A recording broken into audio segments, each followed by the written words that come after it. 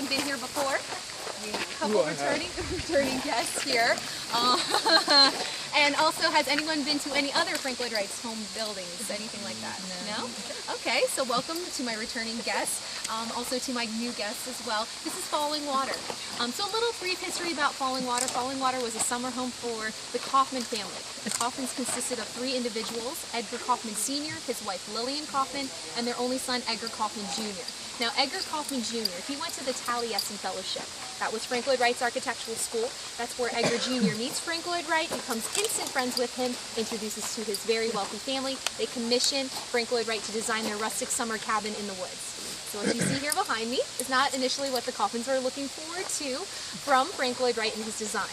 Know that the Kaufmans, they were a very wealthy family from Pittsburgh. They owned the Kaufman department store, if anybody's familiar, which is now owned by Macy's today.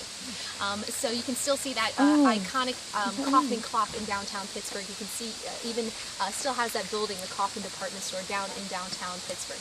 Know that the Kaufmans had a main estate in Pittsburgh, so they did just come here on the weekends for the summer as well. So this really was a weekend retreat. They really wanted to feel surrounded by nature here. Keep in mind, Pittsburgh was called the Smoky City. That was its nickname at the time. They would actually come away from the Smoky City. At the time, Pittsburgh, the steel capital. So a lot of pollution because of those steel mills. Now, Frank Lloyd Wright, he was 67 when he designed the home for the Kaufman family. He was closer to retirement age. After Fallingwater, he created more than 200 more designs that became buildings, a little over 400 designs total after the age of 67.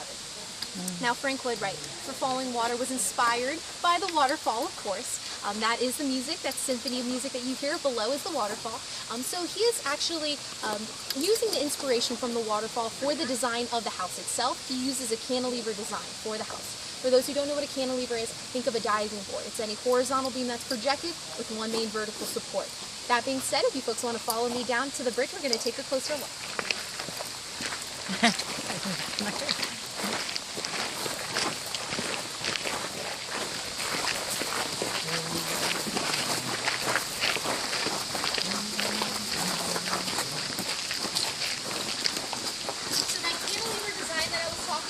You can see it displayed with this terrace, horizontally projected, vertically supported here.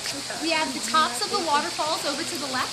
We have stairs descending straight from inside Fallingwater, and on this side, closest to the first entrance here at Fallingwater, this is our plunge pool. We call it the plunge pool because the Kaufmans would plunge into this cool water, roughly 55 degrees year-round. In that plunge pool area, it's 4 feet throughout, naturally spring-fed. Know that before the municipality came into Fallingwater to give all of its water, it was all naturally spring-fed. The Kaufmans were conservationists. So they would plunge in that cool water and swim. They definitely enjoyed utilizing all the pools here on the property. Know that that main house, designed by Frank Lloyd Wright in 1935, 1936 construction began, 1937 they completed the main house here. 1939 they added the completion of the guest house just above the hill here of the main house. So predates World War II. Know that Edgar Kaufman Jr., the son, he inherited all of this property after the death of both his parents in the mid-1950s. In 1963, Edgar Kaufman Jr. decides to give all of Fallingwater away to the Western Pennsylvania Conservancy. And since then, this home has seen more than 5 million visitors, roughly 160,000 annually. On any given day, we can have upwards of 1,000 people walk through this house. Can you imagine 1,000 people walking through your home 7 days a week? That's a lot of footsteps. That being said, there are a few rules that we do need to go over before we enter the house here. First, I ask all my guests that are carrying any purses, cameras, just make sure everything is in front of us at all times as we walk through the house. You're going to be noticing very narrow hallways with that stone. When things are on the side, they can be ripped open. So just make sure everything is in front of us at all times as we enter here at Fallingwater. I ask that we all stay together as a group. I don't want to lose any of you folks. I'm sure you don't want to lose me on your tour today. This is an hour-long tour, roughly 100 steps during our tour today.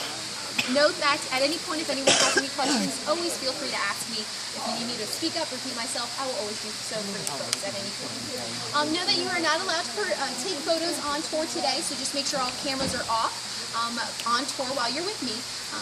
You are not permitted to take photos on tour, but know that after the tour, we do allow you folks to walk the grounds, take photos. The iconic view of Fallingwater is actually in this direction over here. So after the tour, you're going to actually conclude the tour up at the driveway, come past the house. head in that direction. You'll take wonderful photos of the house and the waterfall from the iconic view. Even though you won't be allowed to head back into the house after the tour, of course we have tours going on in the house, you won't be permitted to head back in. We do allow our guests to head back to one of our terraces freely. If you want to walk after the tour back onto this east terrace, we let our folks do that. Now this is a museum, and like any museum, we just ask you to refrain from picking up, leaning, touching, sitting on any of the furnishings. This is very old furnishings in the house. Some of the artifacts you're going to be seeing hundreds of years old.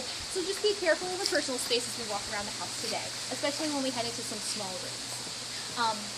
At this point, just turn off all electronics so we're not buzzing, beeping during our tour. Does anyone have any questions for me at this point? If not, I would like to ask the person in your party that is holding the receipt that you received up at the visitor center. If you could actually take that out for me. We're actually going to enter here in the main entrance at Fallingwater. My floor hostess, she's a lovely lady standing right there, needs to see that circle number on your receipt as we enter into Fallingwater, just so she has a head count of all the individuals here at Fallingwater. Are there any questions before we head on in? If not, are you folks ready to head on into Fallingwater? Yeah. Follow me in.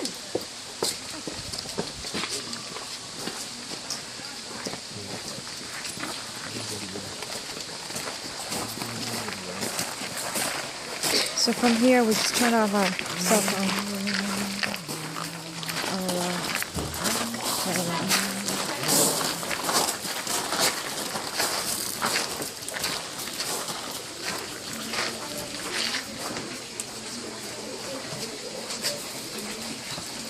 So I have to turn off, right? Turn off.